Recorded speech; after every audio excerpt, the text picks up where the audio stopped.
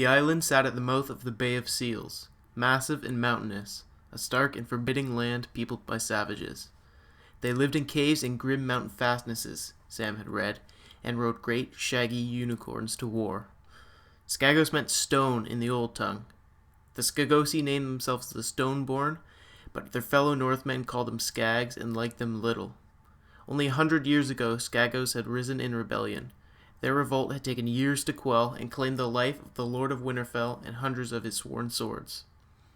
Some songs said the Skags were cannibals. Supposedly their warriors ate the hearts and livers of the men they slew. In ancient days, the Skagosi had sailed to the nearby Isle of Skagos, seized its women, slaughtered its men, and ate them on a pebbled beach in a feast that lasted for a fortnight. Skagos remained unpeopled to this day. Hello, I'm Aiden, and welcome to Loremaster Podcast, a podcast dedicated to science fiction and fantasy. This episode is the first in a series about the novels A Song of Ice and Fire by George R.R. Martin and the television series Game of Thrones. I'm going to kick things off here by talking about and analyzing what we know so far about the island of Skagos. So, the Isle of Skagos in the Bay of Seals is one of the most mysterious and intriguing places in all of Westeros.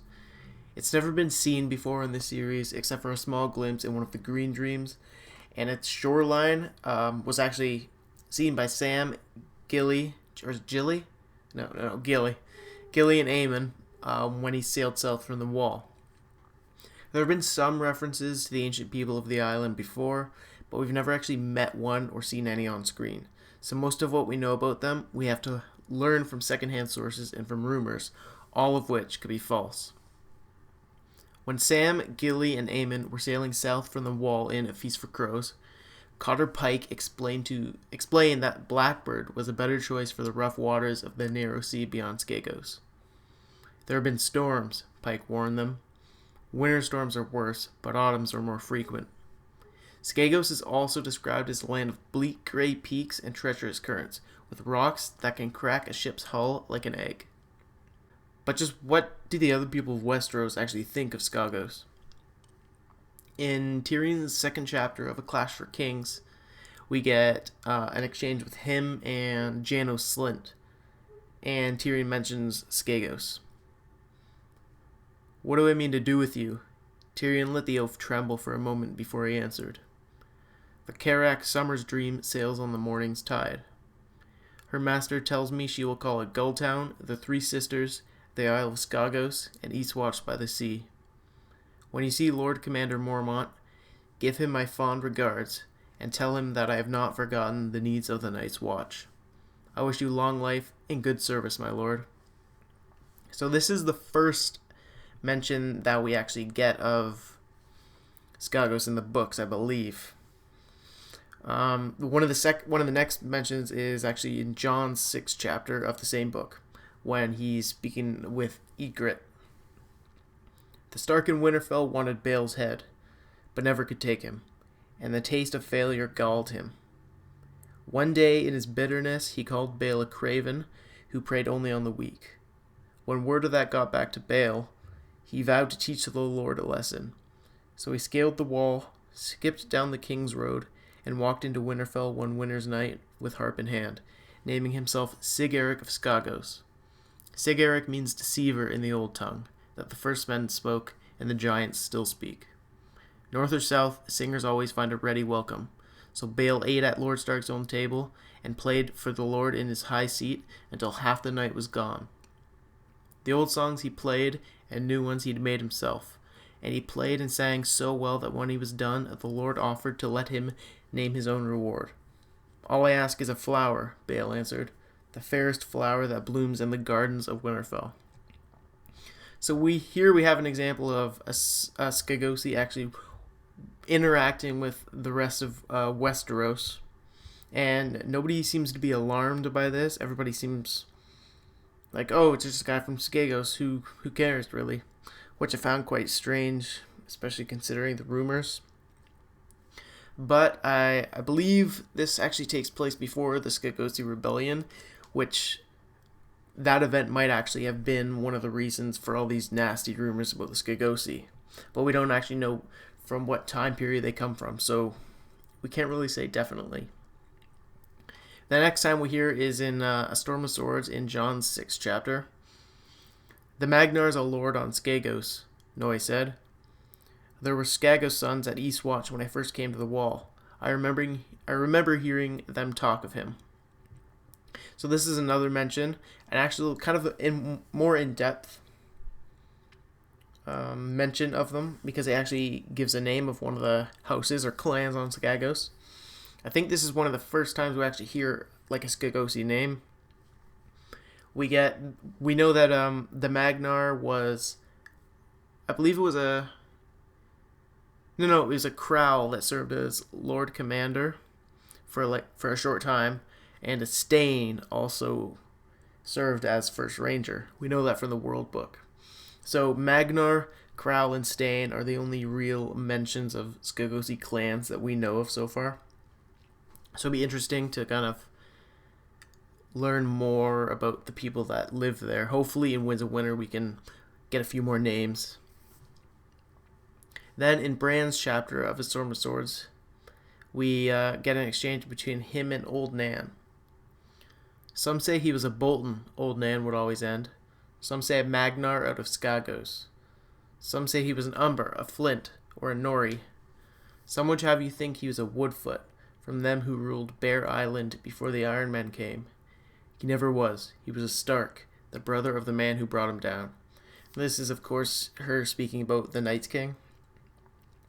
So it's interesting to hear her name a possible... Well, she doesn't think so, but others think that maybe a Skagosi was the Night's King, which is pretty interesting. So that's another kind of reference to the Skagosi working with the Night's Watch. So perhaps they're not as, savage as everyone thinks if they're kind of working with the Night's Watch, even though technically sometimes the wildlings trade with them.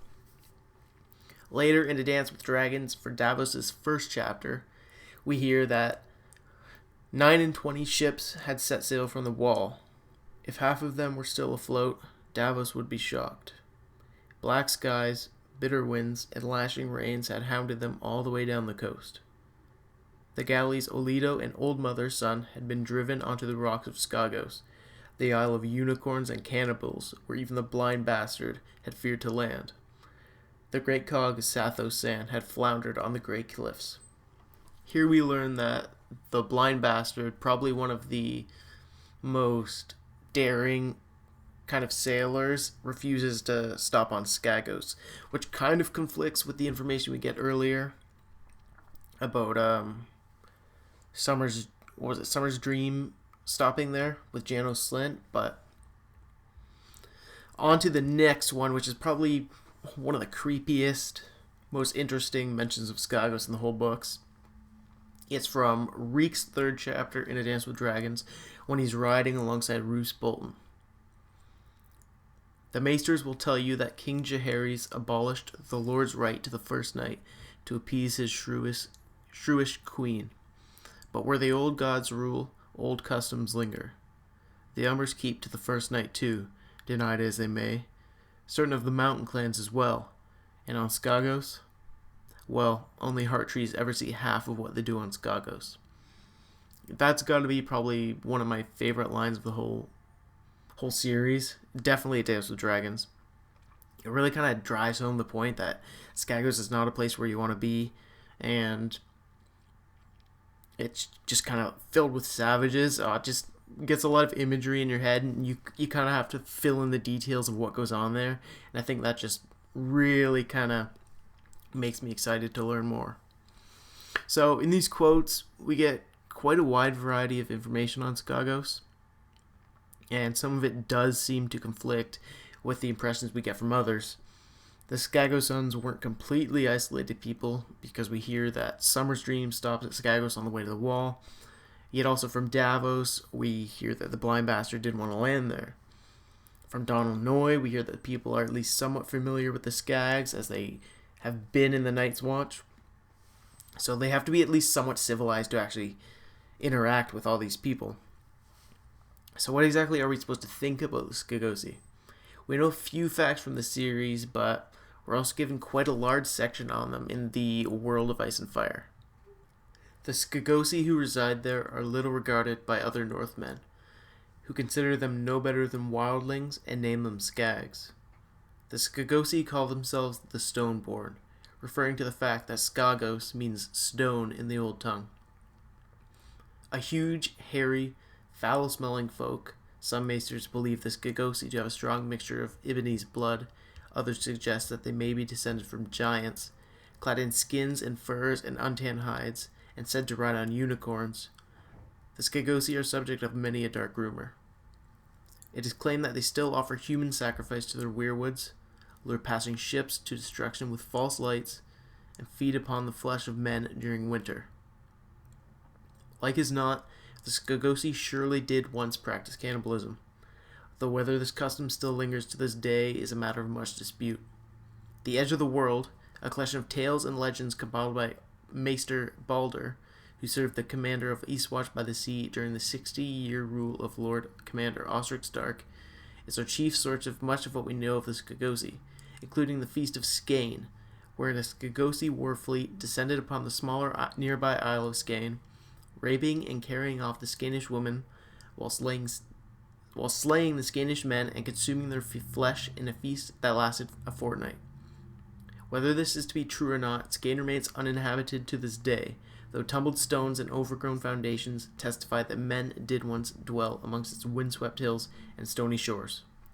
So, to understand more about the Skagosi, we really have to look at where they originated. Like all other Northmen, the Skags are descendants of the first men. Therefore, they follow the old gods, most likely, and many of the other cultural traditions of their distant cousins. Most of what we know of the first men is sprinkled throughout the books in small phrases and claims by most characters, and specifically the Northerners. It's stuff that's basically common knowledge at this point by book readers. They fought with the Children of the Forest, survived the Long Night, and then later the Andal invasions. They adopted the faith of the old gods from the children and obeyed the laws of hospitality. We do, in fact, actually see a actual first men on camera in one of Bran's Weirwood visions. And now the lords Bran glimpsed were tall and hard, stern men in fur and chain mail. Some were faces he remembered from the statues in the crypts, but they were gone before he could put a name to them. Then, as he watched, a bearded man forced a captive down onto his knees before the heart tree. A white-haired woman stepped toward them through a drift of dark red leaves, a bronze sickle in her hand. "No," Bran said. "No, don't." But they could not hear him, no more than his father had. The woman grabbed the captive by the hair, hooked the sickle around his throat, and slashed. And through the mist of centuries, the broken boy could only watch as the man's feet drummed against the earth. But as his life flowed out of him in a red tide, Brandon Stark could taste the blood. So from this, we know that the first men performed blood sacrifices to the weirwood trees, and that they were hard and stern, which certainly goes along well with all the rumors we've heard about the Skagosi. It's almost like they're a time capsule to their ancestors. It could very well be that because they've remained so isolated from the mainland that they've retained a lot of these cultural traits, including probably the old tongue. An example of this is even seen in the real world with Iceland. Even today, Icelandic is so similar to Old Norse because people have remained relatively isolated, especially geographically. So there haven't been as much outer influences on the language over the course of the centuries as other islands like Britain, for example, where English has taken on so many influences from Danish to Latin to French from the Norman invasions. If you even look back at the original text of Beowulf and read it in Old English, it's virtually a different language altogether, much more similar to Icelandic and the really old Germanic languages than modern English. It almost kind of parallels the way that the mainland North has adopted a lot of the Andal culture, especially language, into their own, even though they firmly hold that they have the blood of the first men, while the Skags might still cling to most of their prehistoric traditions. For other parallels, we can look at the northern mountain clans to try to infer information about the Skags. They seem to be quite similar to each other in that they're quite isolated groups of Northmen in a clan-based society and kind of like a subculture within the greater northern culture. We see the northern mountain clans in person from Ash's point of view in A Dance with Dragons, where they are seen marching with Stannis' army and being almost at home in the harsh winter that's essentially decimating all of his troops.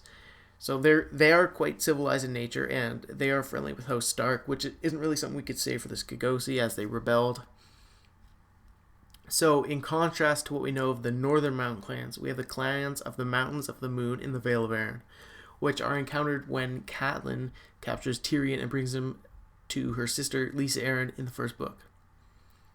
Shadowcats prowled these passes, rockslides were common, and the mountain clans were lawless brigands, descending from the heights to rob and kill and melting away like snow whenever the knights rode out from the Vale in search of them. So here we get two cultures that share a lot of similarities, yet they're quite polar opposites from each other.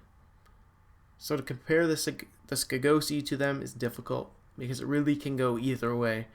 The rumors we have heard about the Skags tends to fall more in line with what we know about the Vale Mountain clans, so it is quite possible that all these rumors actually are true.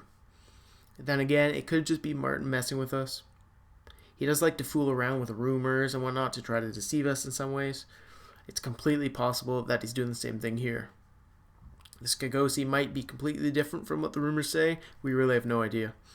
We don't have a whole lot of information to go on them, so the only way to really know anything concrete about them is to wait and read Davos's chapters in the Winds of Winter. So probably the most interesting part of Skagos is dealing with all the theories that surround it. I mean, there are tons of them.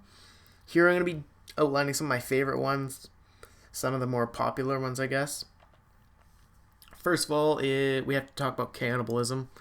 So could the rumors of the Skags engaging in cannibalism have a kernel of truth to it? Maybe it was an isolated incident that happened when the first men arrived on the island and they were caught in some harsh winter with little food and no way off. Or perhaps the tradition has carried on as a way of preventing the dead to rise again as whites, instead of burning them to eat the flesh. Or it could just be a cultural tradition. What about guest right? Is that still an important part of Skagosi culture? In Vermeer Sixskin's prologue chapter of A Dance with Dragons, he claims it's an abomination to eat the flesh of man, even in beast form, though he notes that perhaps not all skin changers thought exactly like he did. Or Hagon did, actually. So there are also multiple theories that the Skags are an island of wargs and skin changers, and perhaps that's where the rumors of cannibalism came from. There's no real evidence for this, so it doesn't really hold up for now. So what's the deal with the unicorns on Skagos? From the World Book, we actually get a paragraph about them, which was pretty nice to see. The unicorns of Skagos were once scoffed at by maesters of the Citadel. The occasional unicorn horn, offered by disreputable merchants, has never been more than the horn of a kind of whale hunted by the whalers of Ib. However, horns of quite a different kind, reputed to be from Skagos, have been seen by the maesters at Eastwatch upon occasion. It is also said that those seafarers brave enough to trade on Skagos have glimpsed the stone-born lords riding great, shaggy, horned beasts, monstrous mounts so sure-footed that they've been known to climb the sides of mountains. An example of such a creature, or even a skeleton, has long been sought for study, but none has ever been brought to Old Town. So there's a lot of people talking about maybe the woolly rhinoceroses, but after that description, I really kind of subscribe to the theory that they're just the big, shaggy, long-haired goats. I mean, the whole sure-footedness on the sides of mountains, it can't get much more goat than that. So that really convinced me that they're goats. There's also, probably one of my favorites, but it's now disproved that I actually supported it for the longest time, and that being that the Starks have Skagosi blood. This is because Ned's mom was never mentioned, only until we see the Stark family tree in The World of Ice and Fire do we realize that she was just a distant cousin of his father. I liked this theory before it was disproved, mostly because it provided a pretty solid reason for Rickon to go to Skagos, to find his distant cousins or whatever. Because now we currently don't really have one. We don't know why he's going there. I mean, we hear from Wex Pike that Rickon, Shaggy Dog, and Osha have gone, but we don't know why, especially due to his reputation. Maybe they went there because no one would go. I don't know. Seems like too big of a risk, to be honest, but who knows. At this point, it's really kind of up in the air as to what reasoning Osha had for taking him there. Maybe she even knows people there. I mean, the Skagosi do seem similar to the wildlings, so maybe they could be associated or have dealings. I mean, Skagos isn't that far from Hardhome, so... Also, another thing I found really interesting mentioned in the World Book was when they do consent to trade, the Skagosi offer pelts, obsidian blades and arrowheads, and unicorn horns for goods they desire. So the thing that really caught my attention there was the obsidian blades. Obsidian is specifically mentioned as being associated with dragons and the killing of others. So what could it mean that it's found on Skagos? Could it mean they had something to do with dragons at all? I mean, almost every time we hear about obsidian or dragon glass, it's mentioned on Dragonstone or in Valyria, so it's quite similar. It's really strange to see that they have it there, but we'll just have to wait and see what goes on with that. So what do I think, and what do I want to see happen with Skagos in Winds of Winter? Personally, I think if this cannibalism is true, that it's a way of dealing with the whites. You know, eat them and they won't come back. I can't say I wholeheartedly believe that, though. No one else in the whole of Westeros resorts to that, and the Skags have dragonglass, so they can fight the others, and they always have fire, so there's no reason they have to eat the whites or the others to live. I really think there is more to Skagos than an island of savages, but to be honest, I actually wouldn't be too disappointed if it was. I mean, that'd be so interesting to read. But we do think the wildlings are savages for most of A Game of Thrones and most of A Clash of Kings until we really get to know them through Jon's POV. So who's to say that won't happen with Skagos too? As for what'll happen with Rickon, I actually do kind of buy into the whole thing that they're kind of wild like he is and they'll accept him. Kind of like the way the Northern Mountain clans feel honored to see the Lord of Winterfell. And they might actually rally behind him and help him drive with the Boltons. Maybe even crown Rickon as king in the north. Maybe even a lord. I don't know. I just think that would be so cool to see. I kind of hope that happens. So hopefully we will see more of Skagos in the Winds of Winter, and I'm really hoping to see more of them in the She-Wolves of Winterfell. Perhaps we'll even see one like on screen. That would be just great. I really want to learn more about them. It's one of my favorite kind of storylines that we'll get to see in Winds of Winter. Probably the thing I look most forward to. So until then, we'll just have to speculate. Alright, so that's about all I have regarding Skagos. Thank you for listening, and I really hope you enjoyed it. I had a lot of fun researching and really digging into the books, looking for as much information as I can. And I've already got a few ideas bouncing around my head as to what to do for my next podcast. My main focus is going to be A Song of Ice and Fire and Game of Thrones, but there's some things I'm interested in outside of that I'd like to talk about. Tolkien and Middle-earth for one, maybe like Silmarillion, Lord of the Rings, kind of rereads, reviews, stuff like that. Maybe even talk about Star Wars and some of the theories and predictions I have for Rogue One and Episode 8, which I'm beyond excited for. And if you have any suggestions on topics I can cover, feel free to send me a comment. I really welcome all forms of feedback. Anyway, thanks for listening, and I'll see you next time.